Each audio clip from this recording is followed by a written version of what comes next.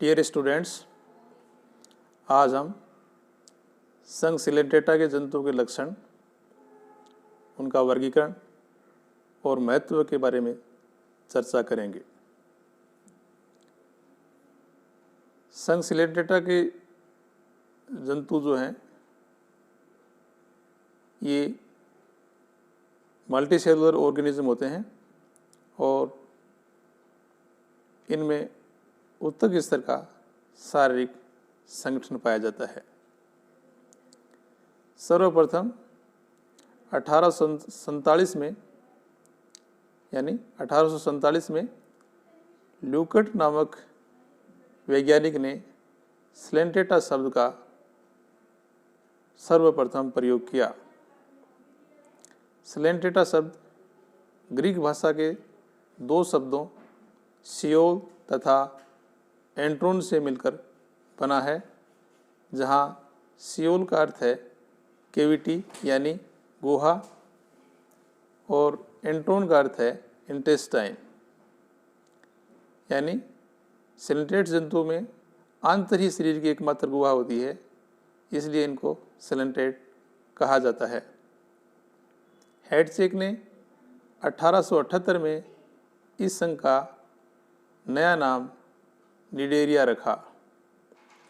Cnidaria भी Greek भाषा का शब्द है जो कनाइड यानी नेटल यानी स्टिंग सेल बियरिंग से मिलकर बना है, जिसका अर्थ है दंश कोशिका धारक जीव।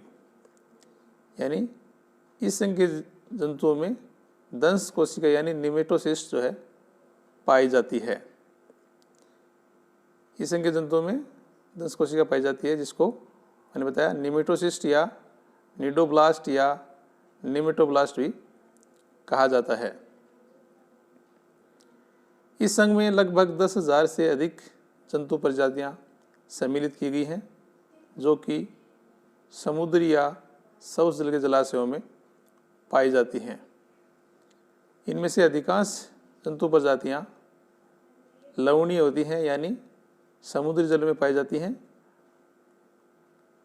इस संघ के जीवों की उत्पत्ति के बारे में कहा गया है कि ये प्री कैम्ब्रियन काल में उद्भव हुए थे, ऐसा वैज्ञानिकों का मत है। अब हम बात करेंगे इस संघ के जंतुओं के प्रमुख लक्षण। सबसे पहला लक्षण है इस संघ के जंतु जलीय होते हैं और जल में भी अधिकांश लवणीय जल वाले यानी समुद्री जल में पाए जाते हैं मैक्सिमम जंतु। कुछ जंतु जो है अलवणीय जल यानी सौस जल इसको कहें उसमें भी पाए जाते हैं, जैसे हाइड्रा। दूसरा लक्षण है इस संघ के जंतु मल्टीसेलुलर यानी बहुकोशिकीय होते हैं और इनमें रेडियल तथा बायरेडियल सिमेट्री पाई जाती है। इसके अलावा ये जंतु प्रोटोस्टोम्स होते हैं। प्रोटोस्टोम्स उन जंतुओं कहते हैं जिनमें भ्रूण विकास के दौरान माउथ का निर्माण ब्लास्टोपोर से या ब्लास्टोपोर के निकट से होता है। इसके अलावा इस संघ के जंतुओं का शारीरिक संगठन उत्तक स्तर का होता है, यानी body organization tissue grade of body organization type का होता है। जंतु एकल हो सकते हैं या कॉलोनी के रूप में यानी निवाय के रूप में, या स्थानबद्ध या स्वतंत्र जीवी हो सकते हैं। कहने का मतलब ये है कुछ जंतु जो है एकल पाए जाते हैं, कुछ जो है निवाय यानी समूह के रूप में पाए जाते हैं, कुछ जो है स्थानबद्ध रूप से जीवन व्यतीत करते हैं और कुछ जो है मुक्त जीवी यानी स्वतंत्र रूप से तैरने वाले होते हैं। अगला लक्षण है प्राणी द्विस्तरीय यानी डिप्लोब्लास्टिक होते हैं। शरीर का बाह्य स्तर एक्टोडर्म और भीतरी स्तर एंडोड्रम या गैस्ट्रोडर्म कहलाता है। एंडोड्रम और एक्टोडर्म के बीच में मीजोग्लिया होता है, जो कि एसेलुलर होता है। अगला लक्षण है इनके शरीर पर एक शरीर के शीर्ष में एक मुख होता है, जो या शरीर के शीर्ष में एक छिद्र होता है जो मुख और एनस दोनों का कार्य करता है। यानी इनके शरीर में एक ही पोर होता है और वही पोर जो है माउस का कार्य करता है और वो ही एनस का कार्य करता है। यानी जल धारा के साथ जो है भोज्य पदार्थ उसी में से एंटर करता है और जो अपशिष्ट पदार्थ है उसी पोर से जो है आउट कर दिया जाता है, बाहर निकाल दिया जाता है। इस कारण से ये जो है मुख और गुदा दोनों जो है का कार्य करता है। इसके अलावा इन जंतुओं में सिर यानी हेड जो है अब्सेंट होता है। नेक्स्ट है, इन जंतुओं के शरीर में एक ही गुहा पाई जाती है और ये गुहा सिलेंट्रोन कहलाती है। गुहा का क्या नाम है? अंतर्गुहा या सिलेंट्रोन। सिलेंट्रोन के नाम पर इसका नाम सिलेंटेटा पड़ा है। यह पाचन गुहा थैली जैसी होती है और जो पाचन है वो एक्स्ट्रा सेलुलर व इंट्रा सेलुलर टाइप का होता है।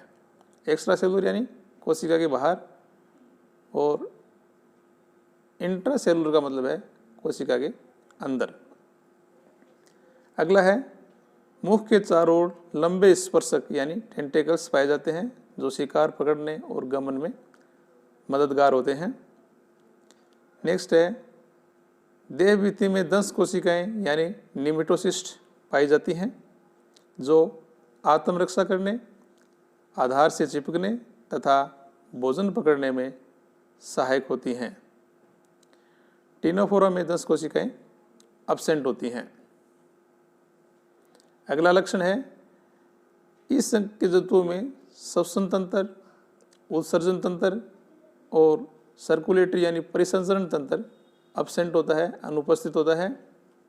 श्वसन और उत्सर्जन क्रिया शरीर की सतह से संपन्न होती हैं।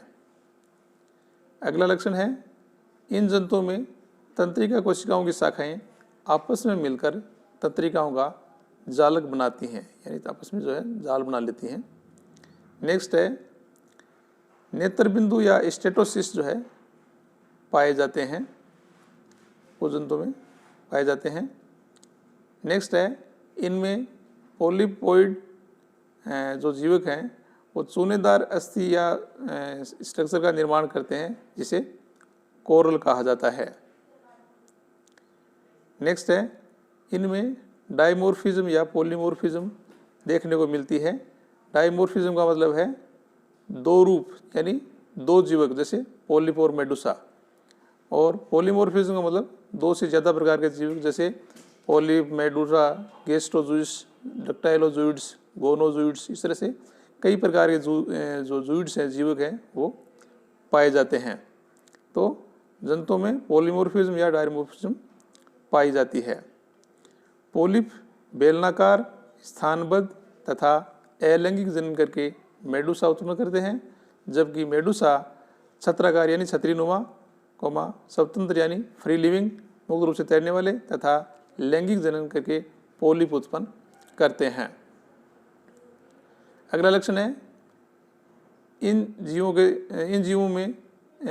जीवन चक्र में पीढ़ी एकांतरण यानी अल्टरनेशन ऑफ जेनरेशन पाया जाता है, यानी मेटाजेनेसिस की जो क्रिया है वो भी देखने को मिलती है। जैसे यहाँ पर अभी बात की थी कि जैसे मोटे तौर पर जो है दो प्रकार के जूइड, पोलिप और मेडुसा। तो पोलिपोइड और मेडुसोइड। तो पोलिप जो है वो क्या करते हैं, अलैंगिक जनन से मेडुसा बनाते हैं और मेडुसा जो है लैंगिक जनन से पोलिप बनाते हैं। इसके बारे में अभी बात की थी। नेक्स्ट है, इनमें अलैंगिक जनन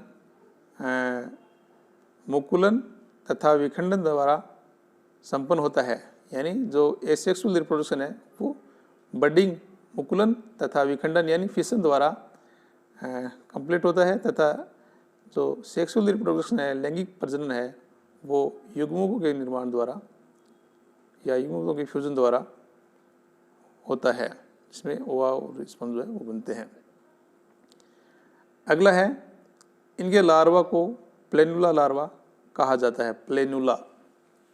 नेक्स्ट है, इनकी कोशिकाओं में स्थायी श्रम विभाजन, डिवीजन ऑफ लेबर जो है वो पाया जाता है, यानी कोशिकाएं अलग अलग कार्यों के लिए रूपांतरित होती हैं।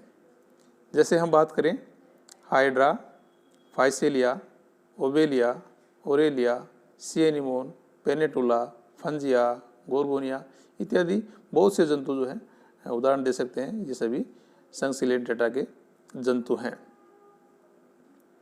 अब हम बात करेंगे वर्गीकरण के बारे में।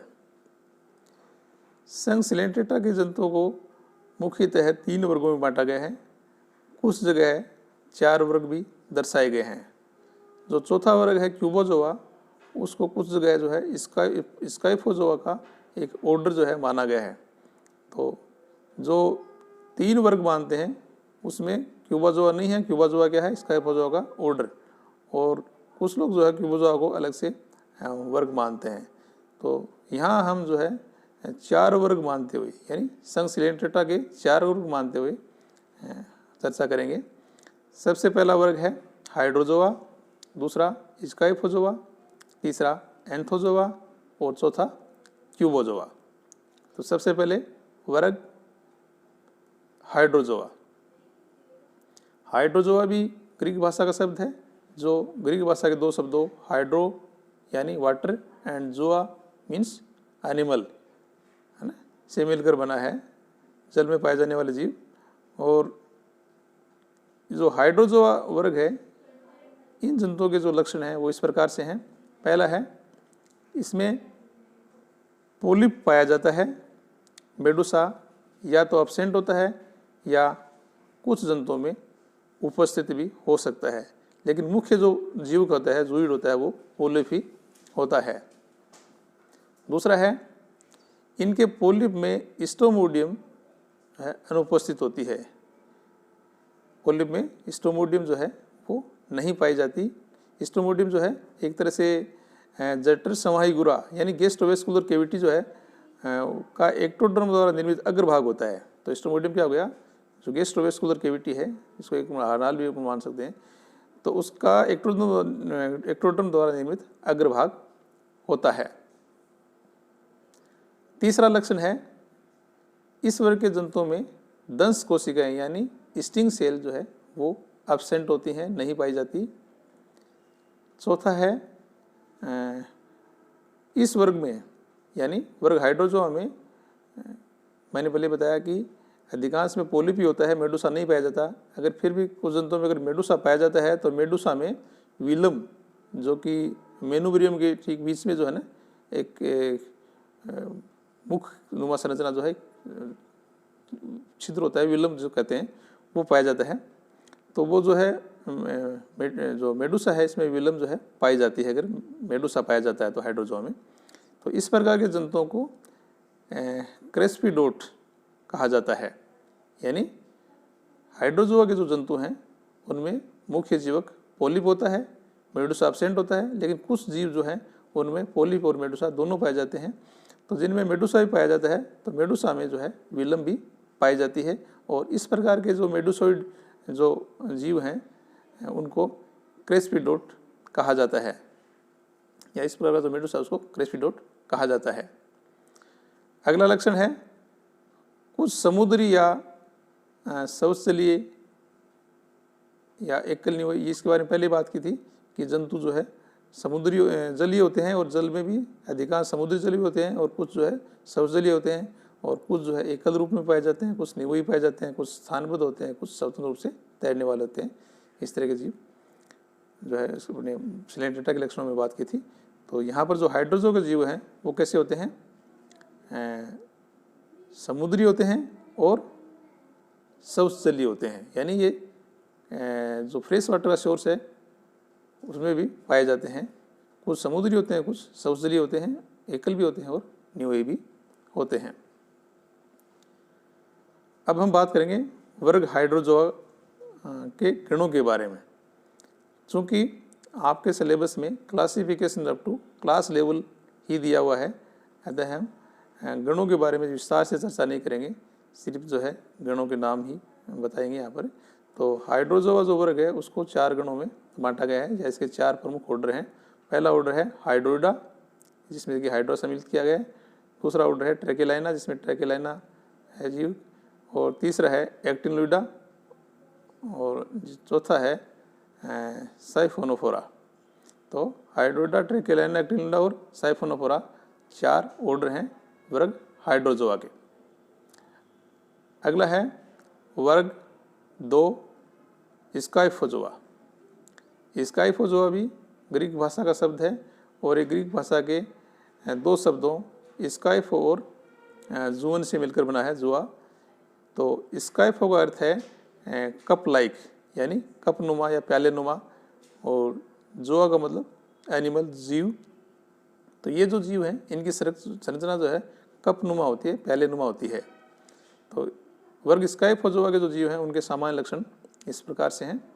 पहला है, इनकी आकृति प्याले या छतरी के समान होती है और इनको जेलीफिश भी कहा जाता है। जंतु जो है समुद्री होते हैं और मुक्त जीवी होते हैं। मुक्त जीवी का मतलब तैरने वाले। दूसरा लक्षण है, इसमें पोलिप अनुपस्थित होता है या रिड्यूस्ड अपासित होता है और मेडुसा पाया जाता है। मेडुसा यहाँ पर डोमिनेंट होता है, डोमिनेंट जूइड होता है। तीसरा लक्षण है, इनमें स्ट्रोमोडियम एब्सेंट होती है, स्ट्रोमोडियम जो है नहीं पाई जाती। अगला लक्षण है, इनमें दंश कोशिकाएं, इन्हें स्टिंग सेल कहते हैं, वो पाई जाती हैं। अगला है, मेडुसा में विलम नहीं पाई जाती, मेडुसा में यहाँ पर विलम नहीं पाई जाती। तो इस प्रकार के मेडुसा को एनेस्पिडोट या एक्रेस्पिडोट कहा जाता है। अगला लक्षण है, जंतु उभयलिंगी होते हैं। अब बात करेंगे वर्ग 3 से पहले यहाँ भी हम जो वर्ग स्काइफोजोआ है उसके गणों के बारे में चर्चा करेंगे, क्योंकि डिटेल से नहीं करेंगे पहले की तरह। तो वर्ग स्काइफोजोआ को भी 4 गणों में बांटा गया है और ये 4 गण हैं, स्टूरोमेडुसी, कोरोनेटी, स्टोमिडी और चौथा है राइजोस्टोमी। अब हम बात करेंगे वर्ग एंथोजोआ।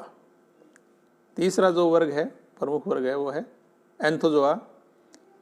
एंथोजोआ भी ग्रीक भाषा का शब्द है और ये ग्रीक भाषा के 2 शब्दों एंथो प्लस जोआ से मिलकर बना है, जहाँ एंथो का अर्थ है flower like and Zoa animal, यानी ये जो जंतु होते हैं ये पुष्प जैसे दिखते हैं, फूल जैसे दिखते हैं, देखने में ऐसे लगता है कि ये कोई पुष्प है। तो इस वर्ग के सामान्य लक्षण यानी वर्ग एंथोजोआ के सामान्य लक्षण जो है इस प्रकार से हैं। पहला है, इस वर्ग के जंतुओं की आकृति पुष्प के समान होती है, यानी दिखने में ऐसा लगता है कोई फूल है, इसलिए इनको समुद्री एनीमोन यानी सी एनीमोन कहते हैं। दूसरा लक्षण है, इनमें पोलिप व मेडुसा दोनों जीव पाए जाते हैं, दोनों जूइड्स पाए जाते हैं। तीसरा लक्षण है, इनमें स्ट्रोमोडियम उपस्थित होता है, प्रेजेंट होता है। चौथा है, इन जीवों में दंश कोशिकाएं पाई जाती हैं, यानी स्टिंग सेल है वो भी पाई जाती हैं। मेनुब्री में चारों जो है लटकी होती हैं, रस्सी होती है, सॉरी। अगला है, ये कैल्शियम कार्बोनेट से बने कंकाल का निर्माण करते हैं, जिनको परवाल भित्ति या कोरल रीफ कहा जाता है। यानी वर्ग एंथोजोआ के जो जंतु हैं वो क्या करते हैं, कोरल रीफ का निर्माण करते हैं। और कोरल रीफ क्या होता है, कैल्शियम कार्बोनेट की बनी स्ट्रक्चर होती है, हार्ड स्ट्रक्चर। ये जो एंथोजोआ वर्ग है ये फाइलम निडेरिया का सबसे बड़ा वर्ग है और इसमें बहुत से जंतु हैं, लेकिन जैसे हम बात करें जैसे ट्यूबिफोरा है, जिसको पाइप कोरल भी कहते हैं, या एल्सोनियम है, डेड मैन्स फिंगर, ये जंतु वर्ग एंथोजोआ के जंतु हैं।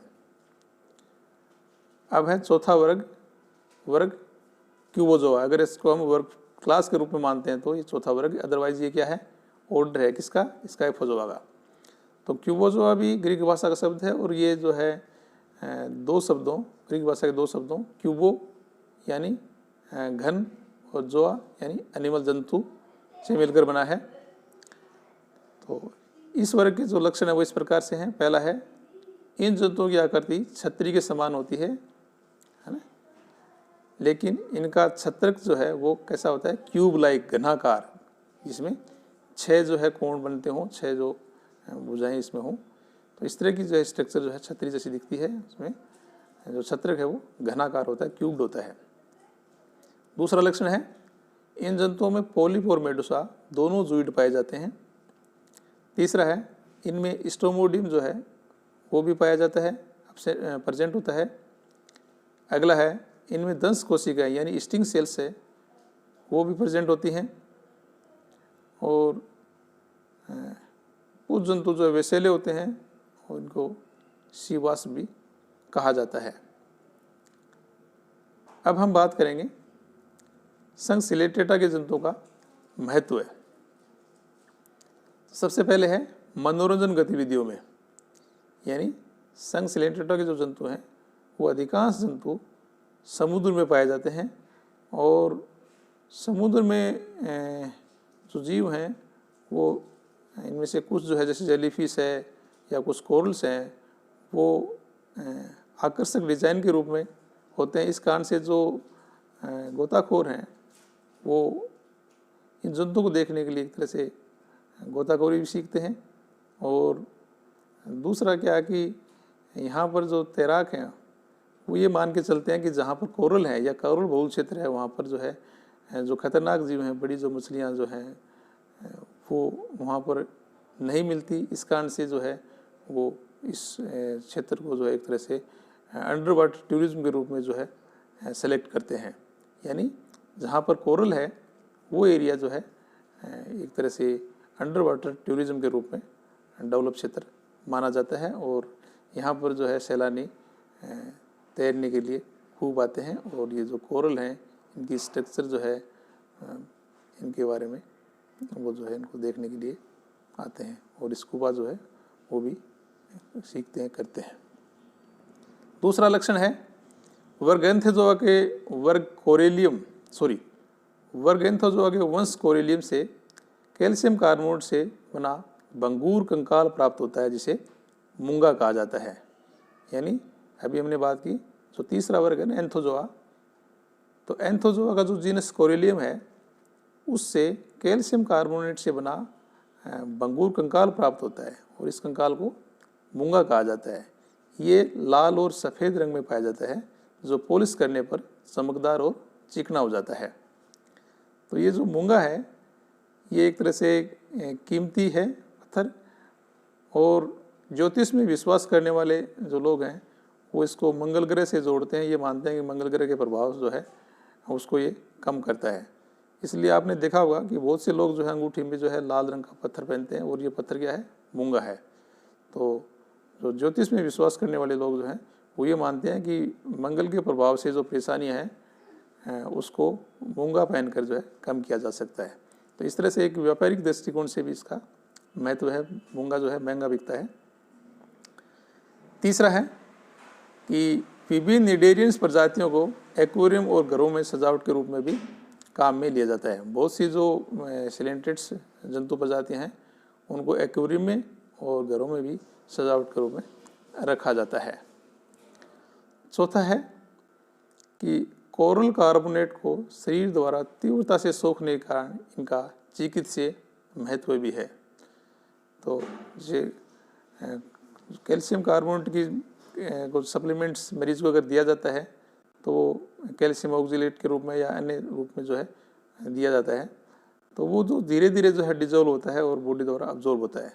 लेकिन ऐसा माना गया है कि कोरल से बना जो कार्बोनेट है यानी कोरल कार्बोनेट है उसको जो है शरीर द्वारा तीव्रता से सोखा जाता है। यानी वो जो है तीव्र मरीज को जो है पेशेंट को है तीव्रता से रिलीफ देता है, उसे जल्दी ही उसको एक तरह से राहत मिलती है। तो चिकित्सीय महत्व भी इसका है। अगला है पांचवा, कोरलों के कंकाल की अजीब आकृति के कारण इनको अजूबा वस्तु व्यापार में सम्मिलित किया गया है कि जो कोरल्स होते हैं इनकी आकृति बहुत ही विचित्र होती है और इस कारण से जो अजीबा वस्तु व्यापार जो विदेशों में एक तरह से विचित्र वस्तुओं को लोग बाग खरीदते हैं, देखते हैं कि ये क्या है ऐसा, तो उन वस्तुओं को जो है अच्छी कीमत मिल जाती है और अजूबा वस्तु व्यापार में इसको शामिल किया जाता है। अगला है कुछ निडेरियन प्रजातियों को गहने व्यापार के लिए संग्रहित किया जाता है, जिसके बारे में मैंने अभी बताया था कि जो जैसे मूंगा है और मूंगा के अलावा कुछ और भी प्रजातियां हैं जो एक तरह से एक तरह से आदिवासी जो महिलाएं हैं या जो ग्रामीण महिलाएं हैं उनको गहने के रूप में जो है शरीर में पहनती हैं। तो एक तरह से व्यापारिक दृष्टिकोण से भी यहाँ भी इसका महत्व है। अगला है कोरल रीफ की बहुत सी जंतु प्रजातियों जो है अन्य जंतु प्रजातियों जैसे स्पंज, मोलस्क, निकार्डोन मछलियों को जो है एक तरह से हैबिटाट भी प्रदान करती हैं, एक आवास भी इनको प्रदान करती हैं। तो ये जो मोलस्कन है, स्पंज है, इकार्डोन है, मछलियाँ हैं, वो कोरल रीफ पर जो है या कोरल रीफ के अंदर जो है अपने आप को सुरक्षित महसूस करती हैं। अगला है तेल व गैस की खोज में कोरल रीफ का महत्व है। तो जो बड़ी बड़ी कंपनियां हैं जो तेल और गैस की खोज करती हैं, उनका मानना है कि समुद्र में वो क्षेत्र या वो भाग जहाँ पर कोरल रीफ है वहाँ पर तेल और ये गैस मिलने की संभावना भी उतनी ही ज़्यादा होती है। तो इस कारण से इसका एक तरह से वैज्ञानिक महत्व भी है कि जहाँ पर जो है कोरल जो है जहाँ में ज़्यादा मिलेगी वहाँ पर जो है गैस और तेल भी संभावित है। तो आज के इस वीडियो में उम्मीद करता हूँ आपके सिलेबस का ही पार्ट है और आपको समझ में आया होगा। आशा है आप लाभान्वित होंगे। Thank you.